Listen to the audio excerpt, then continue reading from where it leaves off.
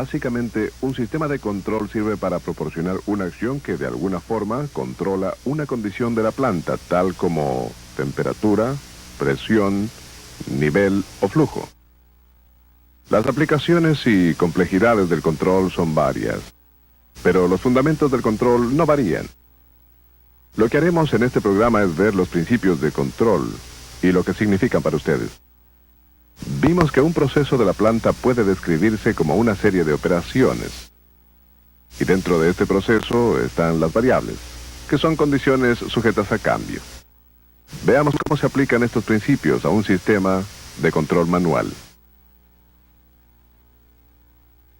En este sistema manual sencillo, el proceso es el suministro de agua a un tanque, que sale del tanque para satisfacer la demanda del resto del sistema. La variable del proceso que queremos controlar es el nivel del agua en el tanque. Toda variable que se supervisa y mantiene generalmente se denomina variable controlada. Los principales elementos del sistema de control son una válvula de control para regular la cantidad de agua que entra al tanque y un operario que supervisará el nivel de agua y ajustará la válvula de control como sea necesario. El operario sabe a qué nivel quiere tener el agua. Si cae el nivel, manualmente ajustará la válvula de control para aumentar el flujo de agua al tanque. Si constantemente observa el nivel de agua y ajusta la válvula de control, se espera que el operario pueda mantener el agua al nivel que desea. Como pueden ver, hay problemas intrínsecos en un sistema de control manual. Y este es un sistema de control muy sencillo. Imagínense qué difícil sería el control manual en algunos de los sistemas complicados que hay en su planta. No sería fácil manejar las plantas de hoy en día solo con control manual. Por fortuna, hay una manera más fácil de controlar los muchos procesos complicados de la planta, y es automáticamente, por medio de instrumentos. Veamos un verdadero sistema semejante al que acabamos de ver, solo que esta vez será un sistema básico de control automático. Nuevamente tenemos un tanque de agua, con un suministro variable de agua que entra al tanque y agua que sale del tanque al resto del sistema. Como ocurre con el sistema manual, nuestra variable controlada es el nivel de agua en el tanque. El sistema de control automático incluye un dispositivo que percibe los cambios en el nivel de agua. Este dispositivo convierte el cambio en un movimiento mecánico. Un transmisor de nivel mide el movimiento mecánico y lo convierte en una señal que representa el nivel de agua real en el tanque. Estas señales se envían al próximo instrumento en el sistema de control, que es el controlador. El controlador compara la señal de entrada a una graduación que representa el nivel deseado. Si hay una diferencia, el controlador calcula la cantidad de diferencia y envía una señal correctiva que va a la válvula de control, la cual ajusta el flujo de agua al tanque para aumentar o disminuir el nivel del agua. Este es un sistema de control de la planta bastante sencillo, pero cuando lo miran pueden ver que los componentes están bastante separados. Y si piensan en cómo todos estos componentes funcionan juntos, bueno, puede ser bastante complejo. Por eso vamos a usar este modelo, para ilustrar cómo funciona un sistema de control automático. Pueden ver que este modelo tiene algunos de los componentes e instrumentos utilizados en la planta. El proceso básico incluye un tanque de agua con un suministro de agua al tanque y una demanda de agua que salga del tanque para el resto del sistema. El sistema de control básico incluye un dispositivo que percibe cambios en el nivel del agua, un transmisor de nivel, un controlador y una válvula de control. Todos estos componentes e instrumentos funcionan conjuntamente para controlar el nivel en este tanque, como ocurre en un sistema real en la planta. La diferencia principal entre este sistema y el sistema de control en la planta es que aquí todos los componentes están en un solo lugar. Así podemos ver cómo funcionan los componentes juntos para proporcionar el control del proceso automático. Ilustremos los componentes principales presentes en todo sistema de control, para que podamos hablar sobre la terminología de control que usan los técnicos. Los términos que vamos a emplear son universales, pero pueden haber oído otros. Este es el proceso básico, el tanque de agua. Este es el suministro al tanque y la demanda del tanque. Como la mayoría de sistemas de control, este tiene 4 elementos básicos. El primer elemento se llama elemento primario. El elemento primario es el dispositivo que percibe cambios en una variable controlada. La variable que estamos controlando es el nivel de agua en el tanque. El elemento primario percibe cambios en el nivel y los convierte en una forma de movimiento mecánico proporcional al cambio.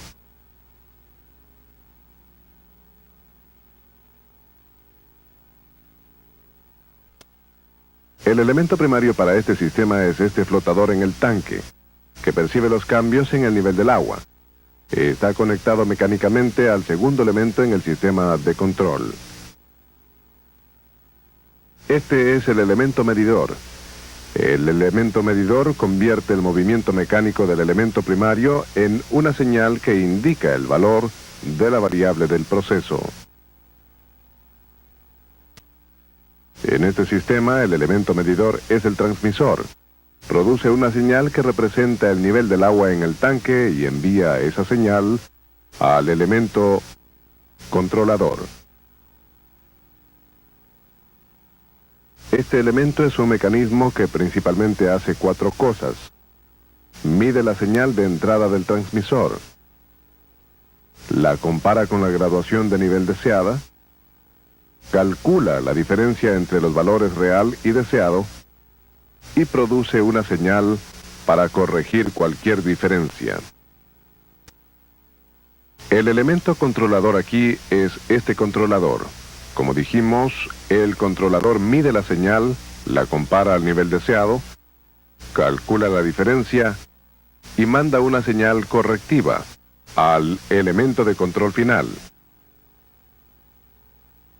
Este elemento de control final convierte la señal en una acción correctiva. Este actuador de la válvula es el elemento de control final.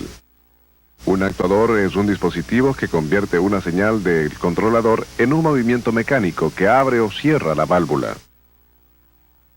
Aquí abre o cierra una válvula para aumentar o disminuir el flujo de agua proveniente del tanque. En otro sistema, el elemento de control final puede colocarse en la tubería de suministro o inclusive en el proceso. En esencia, lo que hemos descrito es un sistema de control de bucle o circuito cerrado. El control de bucle cerrado percibe cambios en una variable controlada, creando una señal medida, controlada y sobre la cual se actúa para corregir el cambio en la variable del proceso y regresar el proceso al valor que se desea. Esta clase de sistema de bucle cerrado también se denomina sistema de control de retroalimentación. No todos los sistemas de control son de bucle cerrado. La contraparte de un sistema de control de bucle cerrado es uno de bucle abierto.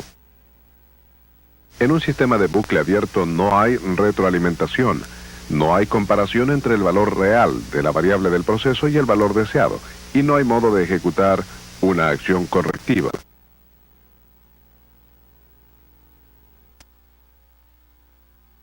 Un ejemplo de un sistema de control de bucle abierto que todo el mundo conoce es un lavador de autos automático.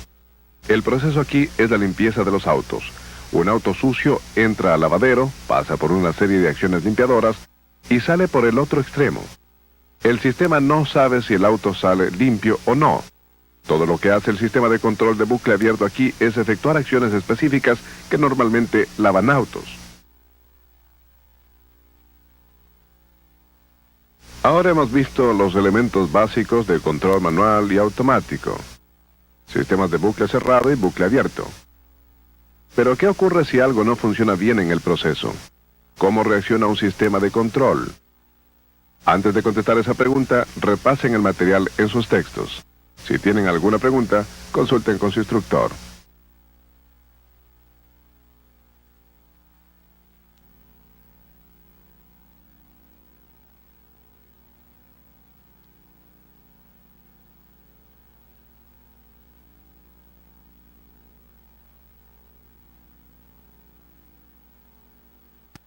En el segmento anterior, vimos ejemplos del control manual y automático. También vimos los 4 elementos básicos de un sistema de control automático, usando este sistema de control y una ilustración sencilla. En esta parte del programa, vamos a utilizar este sistema para estudiar los factores que hacen cambiar una variable del proceso y examinar cómo es que el sistema de control automático reacciona a estos factores. Recordarán de cuando vieron este sistema que el proceso incluye un tanque de agua, con un suministro y una demanda, y que los elementos principales del sistema de control incluyen un elemento primario, este flotador, un elemento medidor, este transmisor de nivel, un elemento controlador, este controlador de nivel, y un elemento de control final, esta válvula de control. Por supuesto que hay otros instrumentos en este sistema. Por ejemplo, este registrador. Gráficamente documenta y mantiene un registro del nivel de agua en este tanque. Explicaremos algunos de estos instrumentos más adelante. Es importante que recuerden que en todos los instrumentos en este sistema de control de nivel son del mismo tipo que hay en una planta. La diferencia principal entre ese sistema y un sistema de la planta es que aquí todos los componentes están juntos, en un solo lugar. Ahora vamos a ver cómo funciona este sistema de control bajo condiciones de funcionamiento reales. Pueden ver que con agua entrando al tanque, el nivel no está cambiando.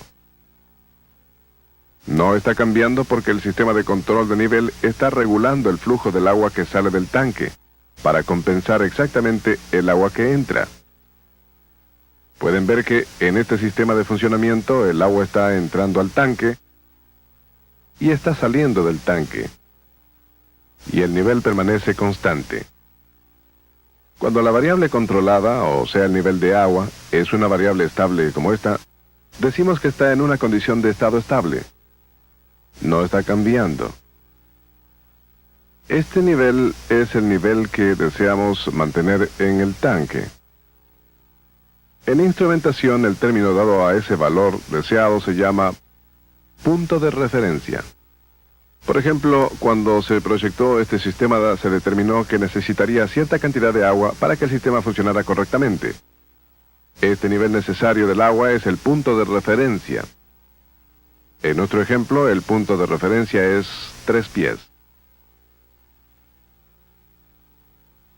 El verdadero propósito del control es mantener el proceso. En la mayoría de los casos, el sistema puede funcionar un poco más o menos del punto de referencia y aún funcionar correctamente. Las condiciones que hacen que la variable cambie de su punto de referencia se llaman perturbaciones del proceso.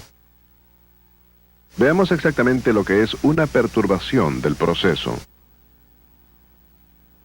Si miramos la ilustración sencilla que utilizamos anteriormente, pueden ver el suministro, el proceso básico y una demanda. Puede ocurrir una perturbación del proceso en cualquier lugar. Por ejemplo, una perturbación en el suministro puede hacer que cambie el valor de la variable del proceso. En la planta, una perturbación del suministro puede ser causada por una fuga en un tubo, una caída inesperada en la temperatura o un cambio en la presión, para nombrar unos cuantos. Otro lugar donde puede ocurrir una perturbación es en la demanda. En una planta, una perturbación de la demanda puede ser causada por un aumento o reducción en la demanda del producto final. Por ejemplo, cuando se cierran operaciones específicas para hacer el mantenimiento. Por ejemplo, en una planta, la perturbación del equipo puede ser causada por un fallo de una bomba o por otros mal funcionamientos del equipo. Las perturbaciones del proceso son comunes. así sean perturbaciones del suministro, de la demanda o perturbaciones del equipo. Lo importante es cómo afecta esa perturbación a la variable del proceso y cómo puede el control automático corregir los cambios causados por esa perturbación.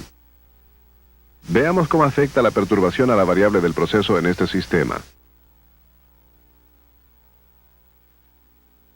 Abriendo y cerrando una válvula, momentáneamente aumentará el flujo de agua al tanque y causará una perturbación en el suministro. Este cambio en la potencia de flotación del flotador se transmite mecánicamente al transmisor. El transmisor percibe el cambio y produce una señal que es proporcional a la cantidad del cambio. Esta señal proporcional se transmite por una tubería al controlador. El controlador mide, compara y calcula y produce una señal correctiva que se envía a la válvula de control. La válvula de control abre para aumentar el flujo de agua proveniente del tanque, en un esfuerzo por regresar el nivel al punto de referencia. Normalmente, el sistema de control producirá una serie de acciones correctivas que, en este caso, resultan en una serie de cambios de nivel dentro del tanque. Con este sistema, podemos ver los resultados de la acción correctiva si vemos el nivel del agua en este tanque transparente. Pero en la planta, normalmente no podemos observar directamente los cambios en una variable del proceso. De manera que tenemos que depender de los instrumentos para que nos indiquen lo que está pasando, tales como un registrador, indicadores y otros instrumentos. En el próximo segmento veremos más de cerca la señal documentada por este registrador. Pero antes de continuar, repasen este material en sus textos. Si tienen alguna pregunta, consulten con su instructor.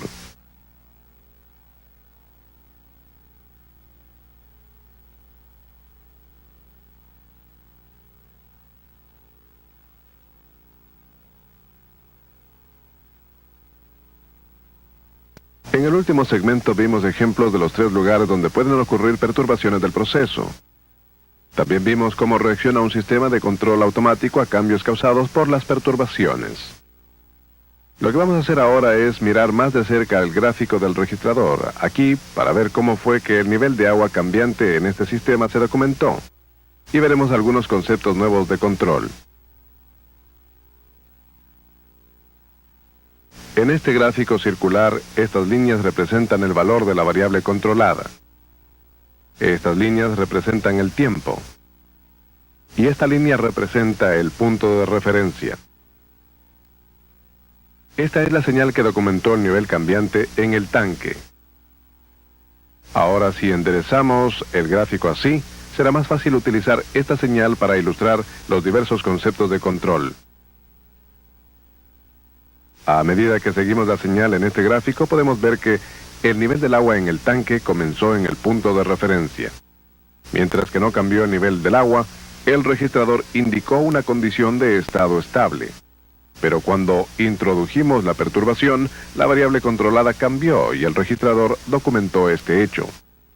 Todo cambio sufrido en la variable controlada, distanciándola del punto de referencia, se llama error. La cantidad total del error en cualquier tiempo dado se llama desviación. Cuando el sistema de control percibió el error por primera vez, comenzó una acción para poner ese error bajo control. No fue sino hasta cuando el error llegó a la cantidad máxima de desviación que el sistema de control pudo hacer retroceder el error y regresar el valor de la variable del proceso hacia el punto de referencia. Idealmente, el sistema de control debería regresar el valor de la variable del proceso exactamente al punto de referencia y al estado estable. Pero ciertas características del proceso retrasan el tiempo de reacción del sistema de control.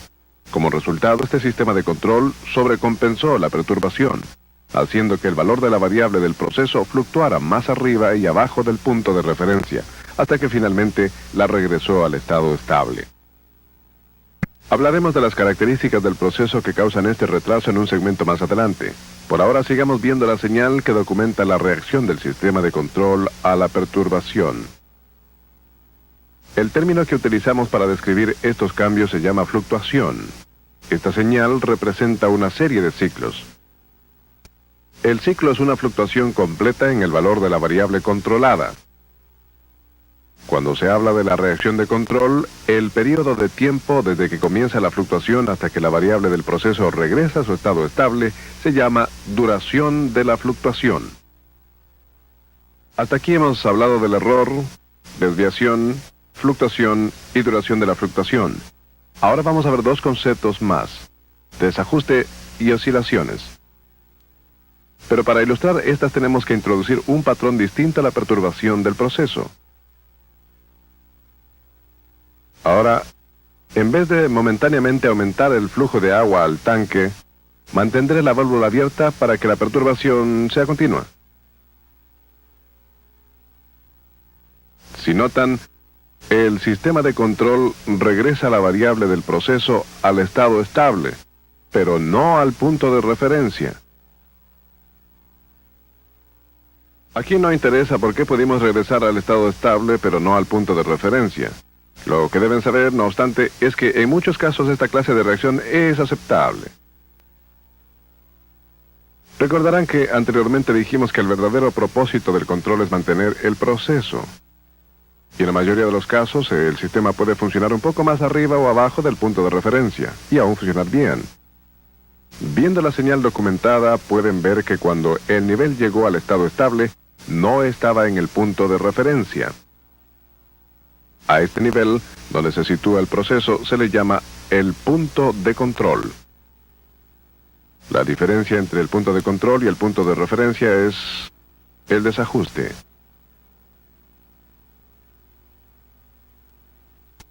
El último concepto de control que queremos ver es el de oscilaciones. Podemos ilustrar esto introduciendo una perturbación que no solo continúa, sino que cambia de valor.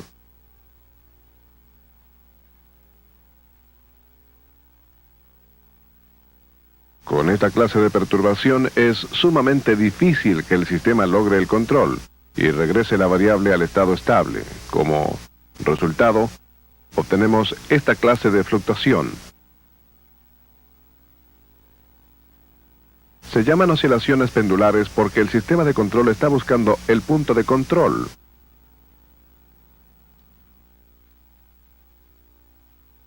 Estamos comenzando a ver que el control no es muy fácil de lograr. Entre la desviación, la fluctuación, las oscilaciones pendulares y desajuste, en la vida real el control no es siempre perfecto. Cuando continuemos, veremos cómo funcionan dos métodos de control: retroalimentación y preventivo, a pesar de estas dificultades. Pero antes de continuar, repasen este material en sus textos y si tienen alguna pregunta, consulten con su instructor.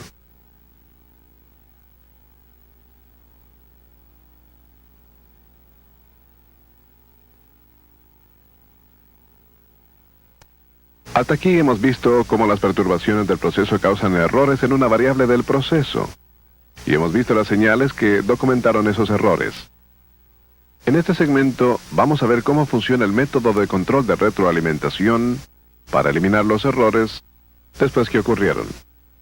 Comenzaremos por ver un sistema de control manual. Recordarán que en el ejemplo que vimos sobre el control manual, la variable controlada era el nivel de agua. En el ejemplo que vamos a ver ahora, la variable controlada será la temperatura del agua. Esta ilustración es de un proceso de intercambio de calor. El proceso básico funciona así. El agua sin calentar se suministra a un tanque para mantenerlo lleno. Fluye vapor a través de espirales dentro del tanque y calienta el agua. La temperatura del agua que sale del tanque se mantiene en el punto de referencia mediante la regulación del vapor que fluye por las espirales.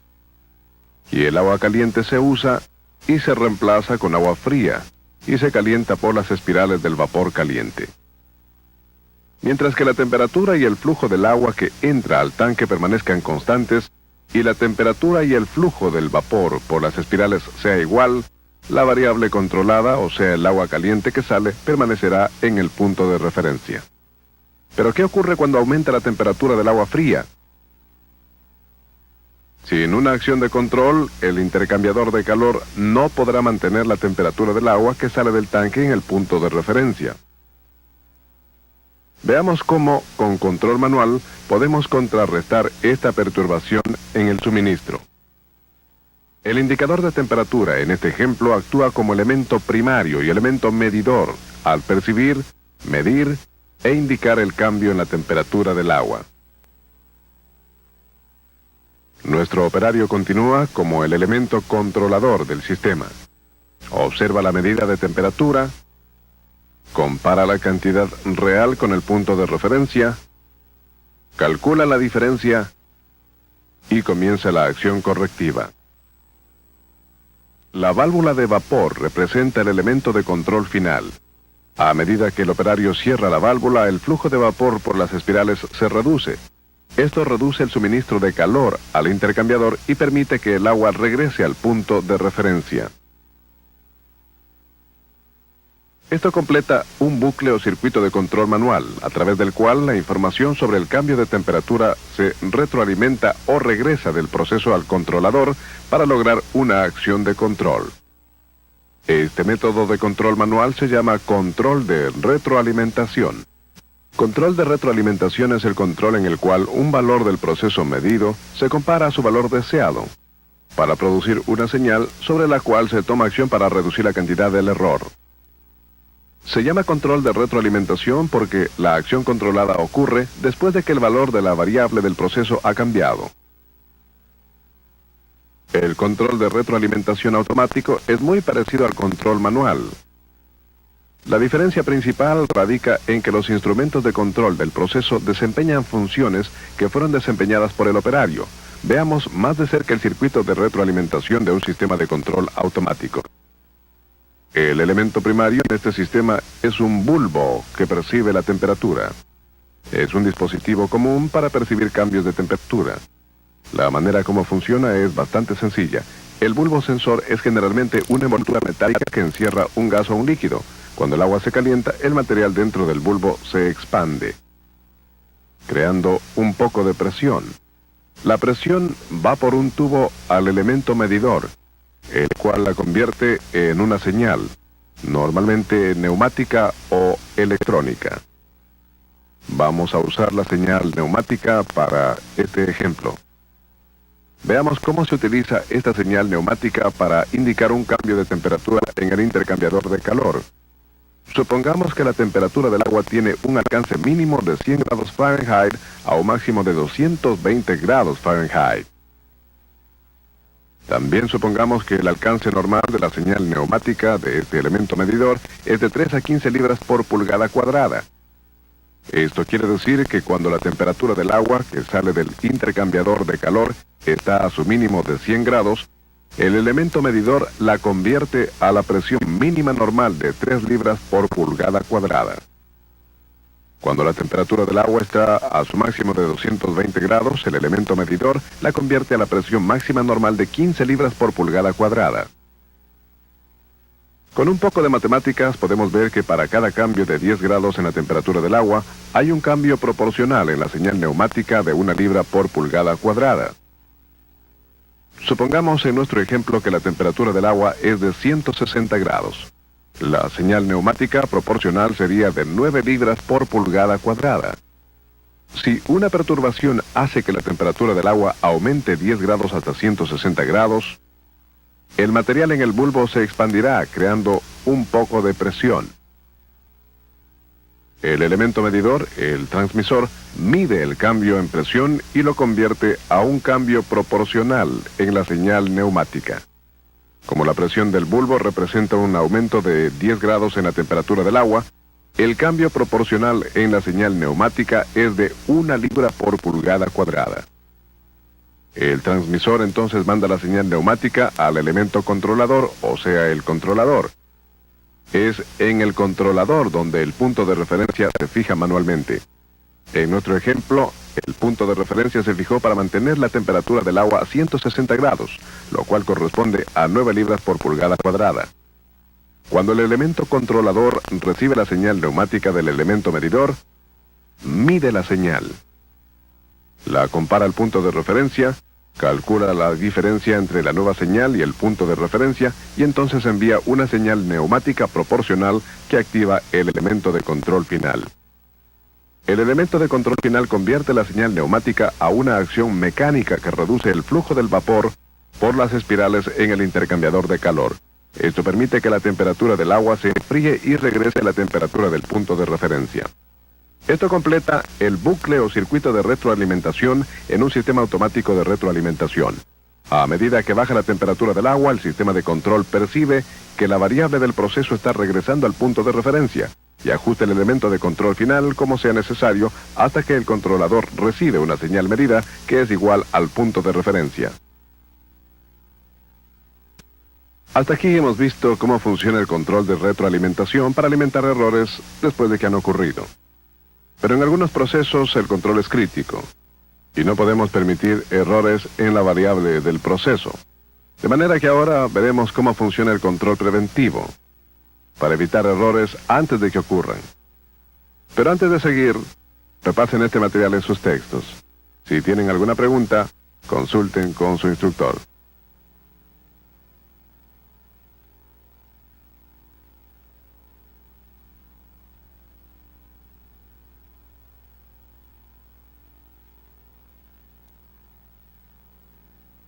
En el último segmento vimos un control de retroalimentación manual y automático.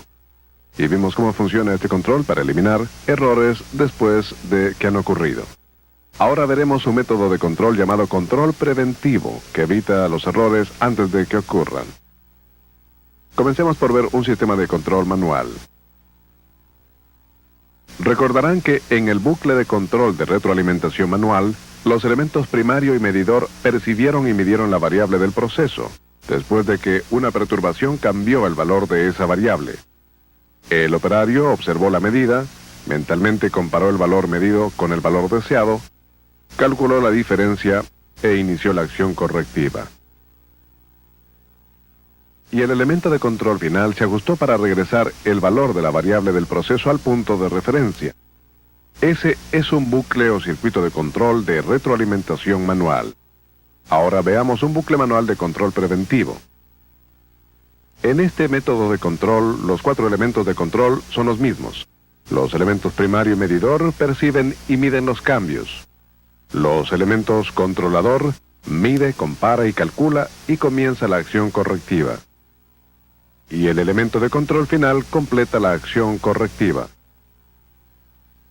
Aunque los 4 elementos de control son iguales, hay una diferencia importante entre el control de retroalimentación y el control preventivo.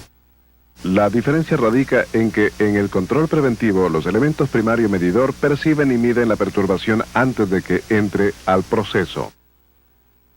Digamos por ejemplo que la temperatura del agua entrando al tanque aumenta. Ese aumento se percibe por el indicador de temperatura que indica la cantidad de cambio. Esto permite que el operario determine qué tanto control debe aplicar, de manera que la perturbación no tiene ningún efecto en el valor de la variable controlada. Veamos un bucle de control preventivo automático para ver cómo funciona. El elemento de control primario en este sistema es el mismo bulbo que percibe la temperatura que vimos en el bucle de control de retroalimentación.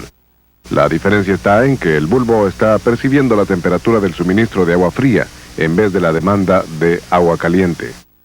¿Qué ocurre si aumenta la temperatura del agua de suministro?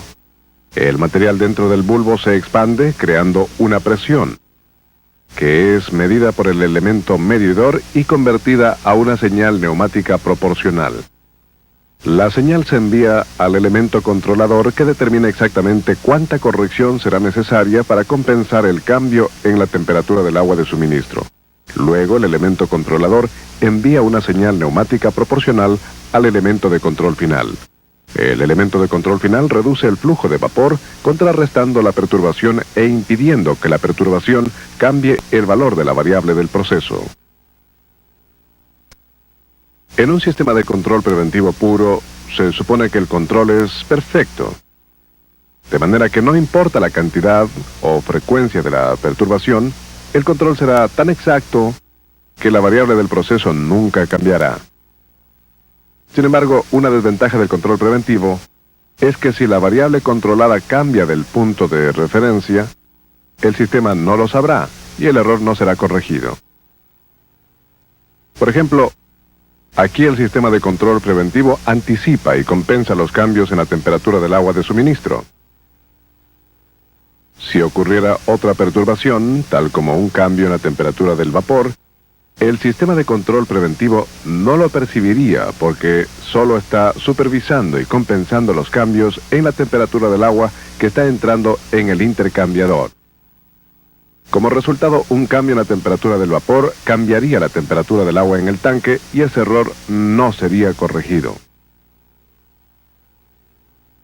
Porque hay muchas perturbaciones posibles, no es práctico tener un sistema de control preventivo que las anticipe todas. Por eso es que el control preventivo se combina muchas veces con el control de retroalimentación. En este caso, el bucle preventivo anticipa y compensa las perturbaciones específicas y el bucle de retroalimentación controla y corrige los cambios causados por otras perturbaciones. Los fundamentos de control que hemos estado tratando aquí aplican en todo lugar. Pero tienen que recordar que el control de su planta es un poco más complicado que los sistemas sencillos que hemos visto aquí. Por ejemplo, ciertas características de todo proceso se oponen al control porque retardan la acción de control necesaria para compensar las perturbaciones. Veremos estas características en el próximo segmento. Pero antes de continuar, repasen el material en sus textos. Si tienen alguna pregunta, consulten con su instructor.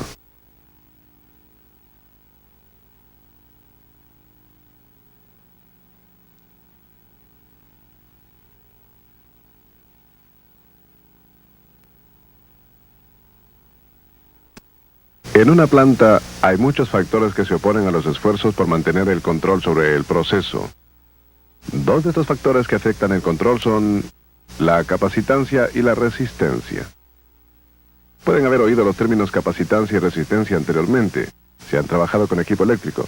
Sin embargo, esos términos se aplican a los procesos no eléctricos también. Utilizaremos el proceso de intercambio de calor que empleamos anteriormente para ilustrar cómo funcionan la capacitancia y la resistencia para retrasar la acción de control. En este ejemplo, no debemos preocuparnos con las características de respuesta del bucle de control. Lo que nos interesa son las características de respuesta del proceso en sí. En este intercambiador de calor, la temperatura del suministro del vapor es de 400 grados Fahrenheit. Podemos ver esta temperatura registrada en un registrador de banda de papel. Esta línea horizontal muestra el tiempo en minutos. Esta línea vertical muestra la temperatura en grados Fahrenheit.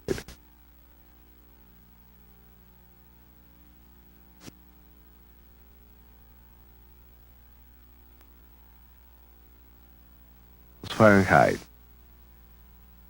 Para estudiar las características de este proceso, vamos a introducir un cambio instantáneo en la temperatura del vapor, de 400 a 500 grados. Pueden ver que el cambio de temperatura en el suministro de vapor fue instantáneo. Esta clase de perturbación se llama una entrada de escalón. La entrada de escalón es un cambio instantáneo en el valor de una entrada a la variable del proceso. Ahora veamos cómo afecta esta entrada de escalón el valor de la variable del proceso. Cuando la temperatura del vapor que entra al intercambiador de calor aumenta, ese cambio ocurre instantáneamente. Un poco tiempo después, la temperatura del agua que sale del tanque de intercambio también aumenta. Pero en vez de ser un cambio instantáneo, es un cambio gradual. Si comparamos la curva de reacción para la temperatura del vapor con la curva de reacción para la temperatura del agua, pueden ver que son diferentes, aunque son reacciones a la misma perturbación. La reacción en la temperatura del vapor fue instantánea, porque esa fue la clase de perturbación que introdujimos, una entrada de escalón. Pero la temperatura del agua no aumentó instantáneamente. Esto es porque varias características del proceso retrasaron el cambio. Veamos el intercambiador de calor nuevamente para ver qué características del proceso causaron esta diferencia en las reacciones. La primera se llama resistencia. La resistencia se puede definir como la oposición a la disipación de energía. En nuestro ejemplo del intercambiador de calor, la energía está en forma de calor. Esta energía térmica tiene que transferirse del vapor al agua en el tanque. Pero las propiedades materiales de los espirales de vapor resisten la disipación de la energía térmica e impiden la transferencia del calor. Una segunda característica del proceso que retrasa el cambio en la temperatura del agua a la salida se llama capacitancia. La capacitancia se puede definir como la habilidad de almacenar energía. En nuestro ejemplo del intercambiador de calor, la capacitancia es la cantidad de energía que el agua puede absorber antes de que el cambio en temperatura sea percibido por el elemento primario. El tercer factor que retrasa el cambio en la temperatura del agua que sale del intercambiador de calor se llama tiempo muerto. El tiempo muerto se puede definir como la cantidad de tiempo necesario para transferir la energía de un punto a otro. En nuestro ejemplo del intercambiador de calor, el tiempo muerto es el tiempo que el cambio en la temperatura del vapor se tarda en ir hasta los espirales y el agua en el tanque hasta que el cambio de calor se registra por primera vez en la salida. De manera que estas dos características del proceso, la capacitancia y la resistencia, combinadas con el tiempo muerto, retrasan grandemente el tiempo de reacción de cualquier sistema de control de retroalimentación. Veamos las dos curvas de reacción que vimos anteriormente y comparémoslas. Recordarán que esta es la reacción de la temperatura del vapor a una perturbación de entrada de escalón. Esta es la reacción de la temperatura del agua a la misma entrada de escalón. Este tiempo aquí, entre el tiempo en que cambió la temperatura del vapor y el tiempo en que primero se registró en la salida del proceso, representa tiempo muerto.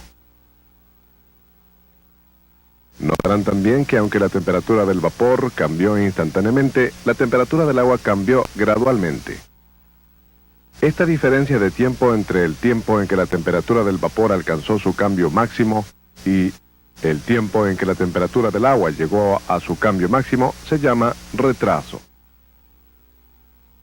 Este retraso es causado por los efectos combinados de la capacitancia, resistencia y tiempo muerto. Además, la forma de esta curva de reacción es idéntica para cualquier proceso con una sola capacitancia y una sola resistencia, que se somete a la entrada de escalón, así sea que el proceso sea eléctrico, líquido, neumático o térmico. Si tiene una sola capacitancia y una sola resistencia y se somete a una entrada de escalón, exhibirá la misma clase de curva de reacción. Si volvemos a referirnos a nuestro ejemplo del intercambiador de calor, desde este punto aquí a este punto aquí, representa la cantidad de tiempo total que el agua tardó en alcanzar la temperatura máxima posible, como resultado de la perturbación de entrada de escalón. Si tomamos esta curva de reacción y la comparamos a la curva de reacción del bucle de control de retroalimentación que utilizamos en segmentos anteriores, podemos ver que aquí el bucle de control no pudo controlar el cambio en el proceso, sino hasta cuando el proceso alcanzó su cantidad máxima de cambio posible. El mismo proceso con una reacción de control más rápida puede tener este aspecto. Aquí el bucle de control puede comenzar a controlar el proceso antes de que el proceso alcanzara su máxima cantidad de cambio posible. Cualquiera de estos dos bucles de control pueden servir para este proceso dependiendo de cuánto control necesita el proceso. El punto aquí es que si se saben las características de este proceso, se pueden aplicar la clase de control que se necesite. En resumen, tal parece que el control de procesos es fácil, pero en realidad no es tanto como parece. Por ejemplo, cuando vimos las perturbaciones, las vimos en términos de una perturbación a la vez, pero el proceso puede ser afectado por muchas perturbaciones en un momento dado. Esto hace que el control sea más complicado y difícil. También hablamos sobre los 4 elementos principales en un sistema de control, como si los instrumentos funcionaran exactamente como deben hacerlo siempre. Pero no es así. Los instrumentos se ensucian, hay partes que se traban, se desgastan y se rompen. Es por eso que las plantas necesitan técnicos de instrumentos, porque el control de procesos no es perfecto. Entre más entiendan los fundamentos del control de procesos, más podrán aplicar sus habilidades a situaciones de control específico en su planta.